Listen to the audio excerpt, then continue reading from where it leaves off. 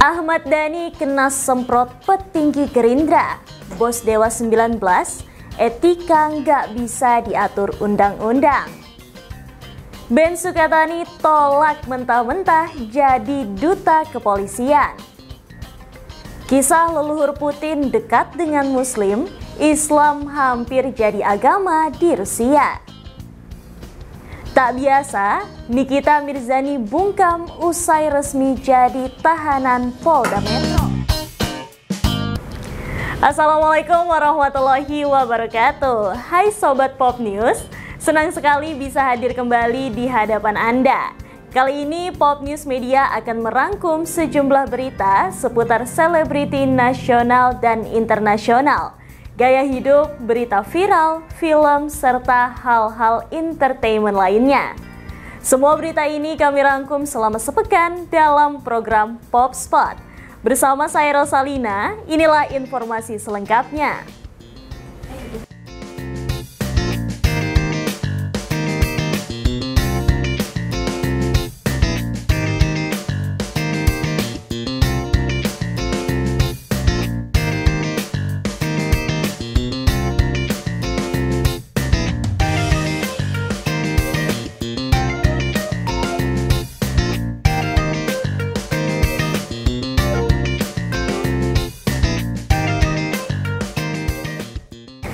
Kita awali Pop Spot minggu ini dengan berita perjuangan Ahmad Dhani memperjuangkan hak ekonomi para pencipta lagu.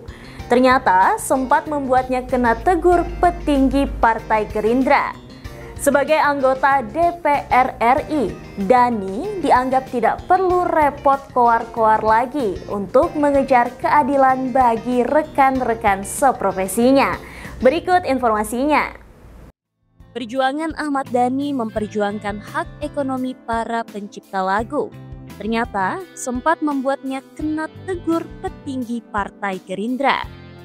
Sebagai anggota DPR RI, Dhani dianggap tidak perlu repot koar-koar lagi untuk mengejar keadilan bagi rekan-rekan seprofesinya. Namun, Ahmad Dhani punya alasan kuat di balik sikapnya yang dianggap terlalu berisik. Bukan soal undang-undang, Dhani ingin mengajarkan bagaimana seharusnya seorang penyanyi bersikap ke pencipta lagunya. Saya sebagai anggota legislatif kemarin pas ketemu sama Partai Gerindra, kemarin ada rapat fraksi Gerindra, ya tentunya dihadiri Partai Gerindra saja. Mereka bertanya kepada saya, kenapa kok harus berisik gitu ya? Kan Mas Dhani kan legislator, tinggal bagaimana membuat undang-undang yang lebih baik, revisi undang-undang yang lebih baik gitu ya. Mas Dhani bisa tinggal telepon menteri, tapi pada intinya bukan itu. Saya kemukakan kepada para pimpinan, bukan itu yang saya berisik, bukan karena soal undang-undang dan soal peradilan. Saya berisik soal attitude daripada penyanyi yang tidak boleh ditiru. Jadi sekali lagi, dialektika antara pencipta lagu, antara penyanyi dan pencipta lagu itu dialektikanya harus benar dulu. Jadi saya berisik bukan karena saya DPR, tapi saya berisik karena saya adalah juga musisi, pengarang lagu, pencipta lagu, sekaligus saya juga performer. Jadi saya kadang-kadang berisik bukan mewakili pencipta lagu juga, karena saya performer. Dan jadwal Dewas 19 dengan jadwal Agnes Monica belum tentu menang Agnes Monica dengan jadwal Dewas 19. Jadi saya berisik, saya sebagai senior bisa dibilang itu. Saya nggak suka nih ada dialektika yang kurang benar atau adab yang kurang benar terhadap pencipta lagu. Dari kasus Agnes Mo juga, Ahmad Dhani berharap bisa memberikan pelajaran ke penyanyi-penyanyi muda agar tidak mencontoh perbuatan serupa. Penjelasan itu juga yang kemudian membuat Ahmad Dhani mendapat restu petinggi Partai Gerindra untuk melanjutkan tindakannya, menyuarakan kritik atas ketidakadilan yang dialami para pencipta lagu. Contoh yang paling gampang kan itu, Ari Bias minta ketemu sama Agnes Monica, tidak digubris. Bahkan di podcastnya pun Agnes bilang bahwa Ari Bias, we're not just friends, we're not friends. Kasihan deh lu Ari Bias, kamu bukan temannya. Sabar ya, sabar.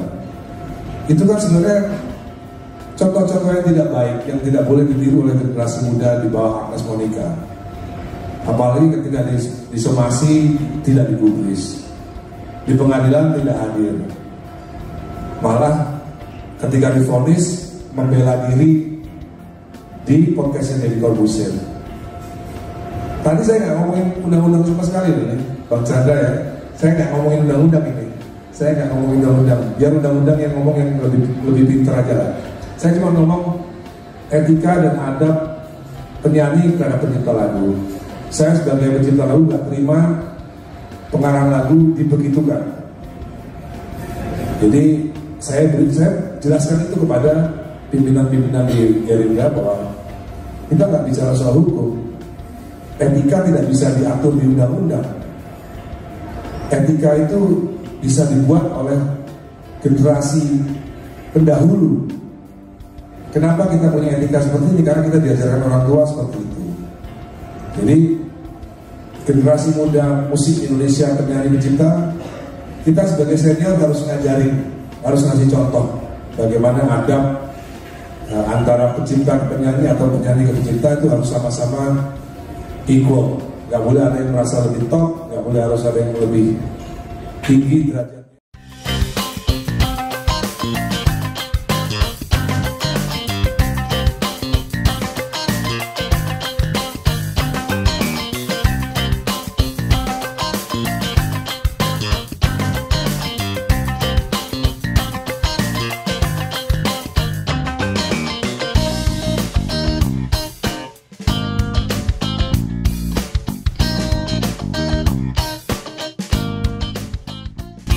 Ben Sukatani menolak keras tawaran dari Kapolri Jenderal Listio Sigit Prabowo untuk menjadi duta kepolisian. Penolakan disampaikan setelah mereka meminta maaf dan menghapus lagu Bayar Bayar Bayar. Berikut informasinya. Ben Sukatani menolak keras tawaran dari Kapolri Jenderal Listio Sigit Prabowo untuk menjadi duta kepolisian. Penolakan disampaikan setelah mereka meminta maaf dan menghapus lagu Bayar Bayar Bayar. Dalam unggahan di media sosial, Sukatani juga berterima kasih atas dukungan dan solidaritas dari masyarakat. Pasca video permintaan maaf, butut lagu Bayar Bayar Bayar kepada Polri mereka viral.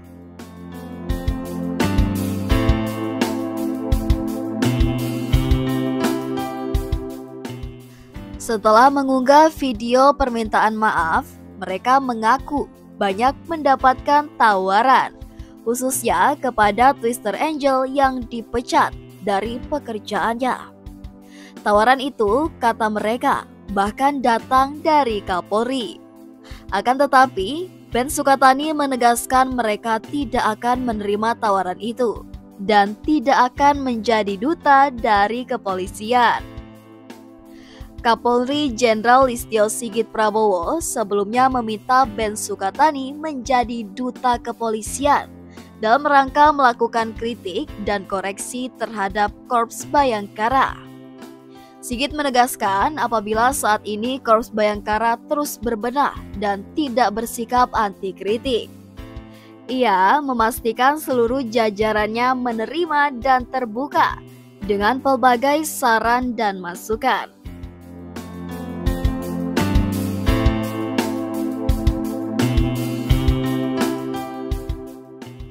Ben Sukatani menjadi sorotan pasca polemik lagu dengan judul Bayar Bayar Bayar. Dua personilnya mengunggah video permintaan maaf kepada institusi Polri di akun media sosial Sukatani pada Kamis 20 Februari hingga membuat ramai publik. Permintaan maaf personel band ini kepada Polri serta penarikan lagu berjudul Bayar membuat publik curiga bahwa ada upaya intimidasi yang dialami band tersebut. Pasalnya, lagu itu mengandung kritik soal segala urusan jika ingin lancar harus membayar oknum polisi. Buntut kasus ini, Divisi Propam Polri turun tangan dan melakukan pemeriksaan terhadap 6 orang anggota Direktorat Reserse Cyber Polda Jawa Tengah terkait dugaan intimidasi yang dilakukan terhadap band Suka tadi.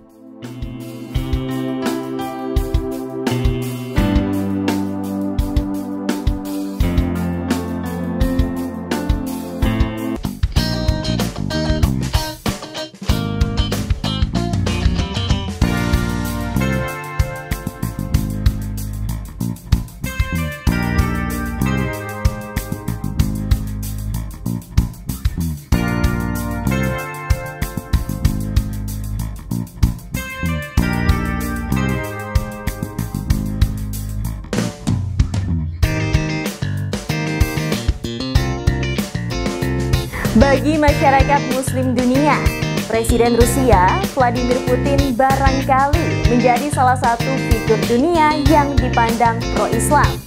Ada beberapa alasan mendasari yang tercermin pada kebijakannya. Berikut informasinya. Bagi masyarakat muslim dunia, Presiden Rusia Vladimir Putin barangkali menjadi salah satu figur dunia yang dipandang pro-Islam. Ada beberapa alasan mendasari yang tercermin pada kebijakannya.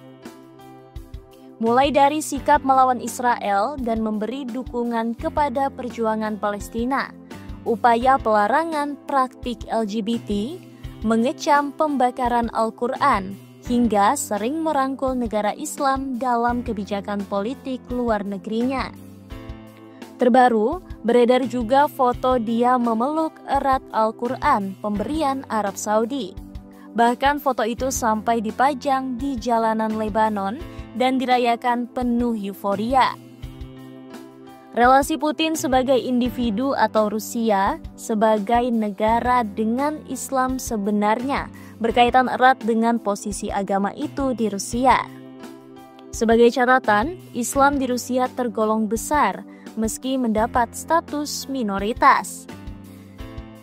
Mengacu pada data United States Commission on International Religious Freedom tahun 2022, Islam menempati peringkat kedua setelah Kristen Ortodoks sebagai agama terbesar dengan persentase 5% atau 14 juta penduduk Rusia. Bahkan, populasinya konon lebih besar jika mengacu pada paparan Imam Besar Rusia, Syekh Rawil Gainetdin, pada 2018 yang memaparkan sekitar 25 juta umat setara jumlah gabungan penduduk Jakarta dan Banten. Posisi Islam di Rusia ini tentu berkaitan erat dengan dinamisnya Islam mengisi ruang sejarah Rusia dari masa klasik hingga modern. Mula Islam di Rusia. Sama seperti wilayah lain di seluruh dunia, penduduk wilayah Rusia juga awalnya mengikuti praktik animisme dan dinamisme. Nenek moyang bangsa Rusia atau Proto-Rusia, selanjutnya disebut terus, kerap menyembah angin, matahari, bulan, dan langit. Pada saat Islam muncul di Arab di abad ke-7, mereka juga masih mengikuti praktik demikian. Selama praktik itu terus dilakukan, masyarakat Rusia punya kebiasaan yang selalu menyertai, yakni migrasi ekspansif. Menurut Galina M. Yemelianova dalam Rusia and Islam tahun 2002, ekspansif dilakukan karena wilayah mereka tidak memiliki gunung dan sungai, sehingga minim sumber daya alam dan rentan mengalami serangan bangsa asing alias lebih terbuka. Atas dasar inilah mereka mencari tempat baru ke timur dan selatan. Singkat cerita, Hasil dari aktivitas bertahun-tahun ini adalah semakin meluasnya wilayah Rus hingga Eropa Timur. Masyarakat Rus banyak mengisi desa-desa di Eropa Timur.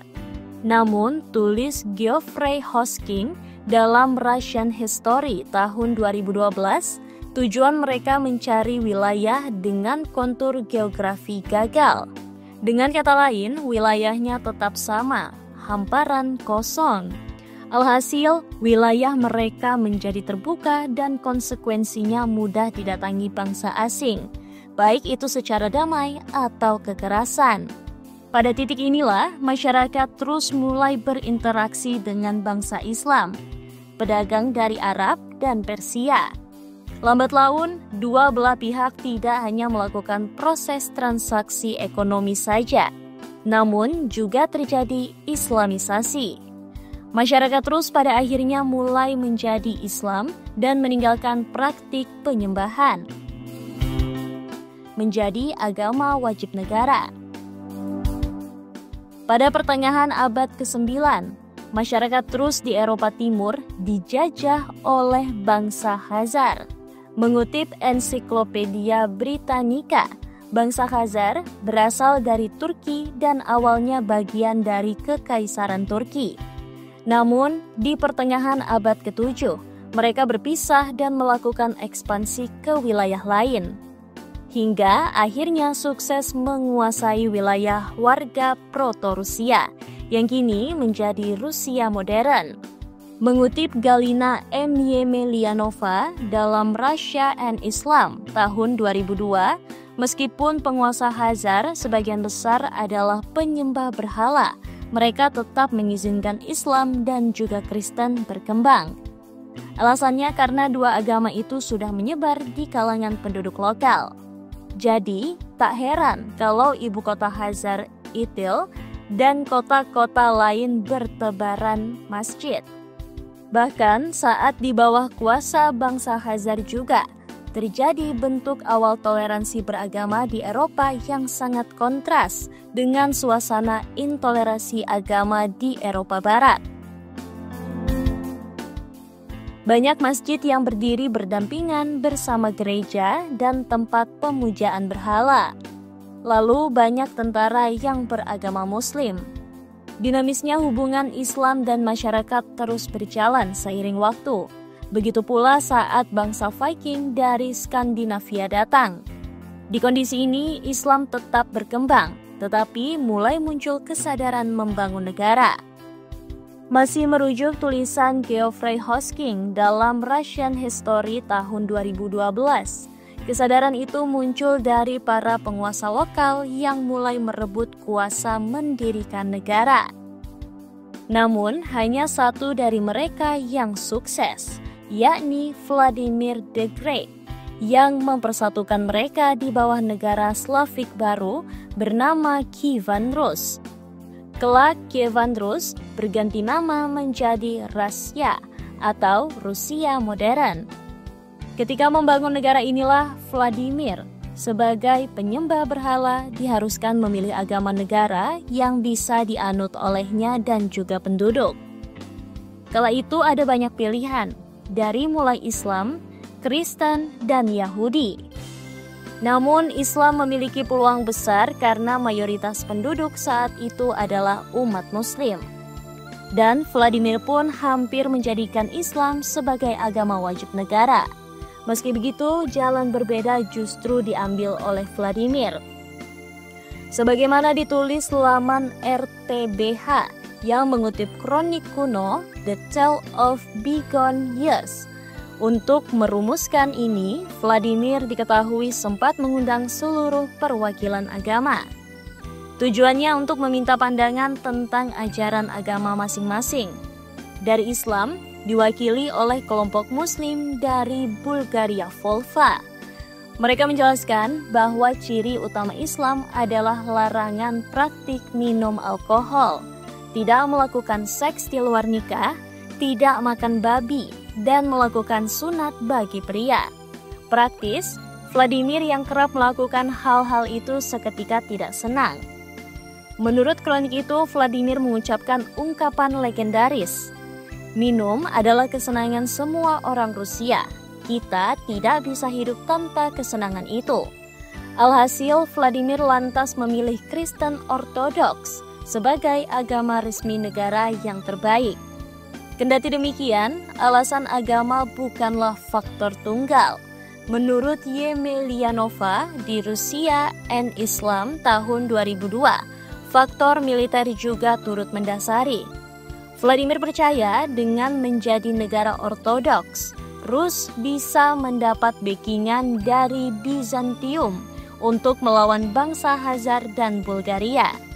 Ini tidak bisa didapat apabila memilih Islam sebagai agama wajib negara. Kendati demikian, Islam di masa kekristenan Vladimir bukan berarti dianaktirikan.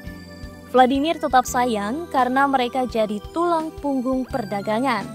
Pada akhirnya Islam pun tetap berkembang seiring zaman, menjadi besar dan bertahan hingga sekarang. Umat Muslim lantas tersebar berkat keterbukaan nenek moyang Putin itu terhadap Islam. Mereka tak hanya berdiam di Rusia modern, tetapi juga negara-negara bekas Uni Eropa yang sudah merdeka, antara lain Azerbaijan, Kazakhstan, Kirgistan, Tajikistan, Turkmenistan, dan Uzbekistan yang seluruhnya menjadi negara mayoritas Muslim di Asia Tengah.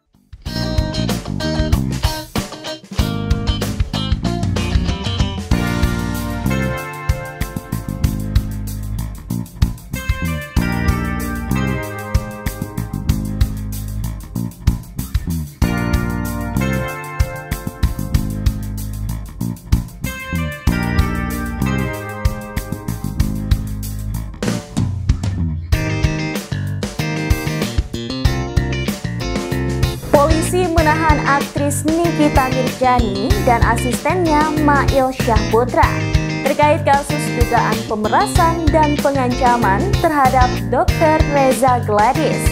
Hal tersebut disampaikan oleh Kabid Humas Polda Metro Jaya, Kombes Pol Ade Ari kepada wartawan. Berikut informasinya. Polisi menahan aktris Nikita Mirzani dan asistennya Mail Syahputra terkait kasus dugaan pemerasan dan pengancaman terhadap Dr. Reza Gladys. Hal tersebut disampaikan oleh Kabid Humas Polda Metro Jaya, Kombes Pol Ade Ari kepada wartawan.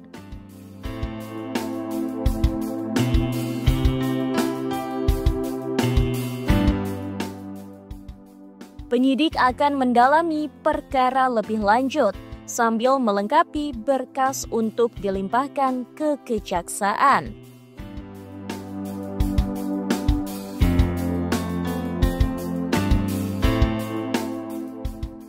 Sebelumnya, Nikita Mirzani tiba untuk menjalani pemeriksaan pada pukul 10 waktu Indonesia Barat. Meski dicecar pertanyaan oleh awak media, ia memilih untuk bungkam. Sekitar 15 menit kemudian, asisten Nikita Mirzani, Mail Syahputra, juga tiba di tempat yang sama. Mengenakan hoodie dan kacamata hitam, ia juga bergegas masuk ke gedung Direktorat Reserse Kriminal Umum. Sebelumnya, penyidik Polda Metro Jaya telah menetapkan aktris Nikita Mirzani dan IM sebagai tersangka atas kasus dugaan pemerasan dan pengancaman terhadap Dr. Reza Gladys. Aktris berusia 38 tahun itu dijerat dengan pasal 27B ayat 2 dan pasal 45 ayat 10 Undang-Undang ITE dengan ancaman maksimal 6 tahun penjara. Selain itu, bintang film komik Ed ini juga dijerat dengan pasal 368 KUHP tentang pengancaman dengan ancaman maksimal 9 tahun penjara. Terakhir, Nikita Mirzani dijerat dengan pasal 3, pasal 4, dan pasal 5 Undang-Undang Tindak Pidana Pencucian Uang atau TPPU dengan ancaman maksimal 20 tahun penjara. Itu tadi sejumlah berita seputar selebriti nasional dan internasional, gaya hidup, berita viral, film, serta hal-hal entertainment lainnya. Semua berita ini kami rangkum selama sepekan dalam program PopSpot. Anda bisa mengakses berita lainnya di web kami di popnews.id dan di channel YouTube Pop News Media. Jangan lupa untuk komen, share, like, dan subscribe channel kami. Kami undur diri, sampai jumpa minggu depan.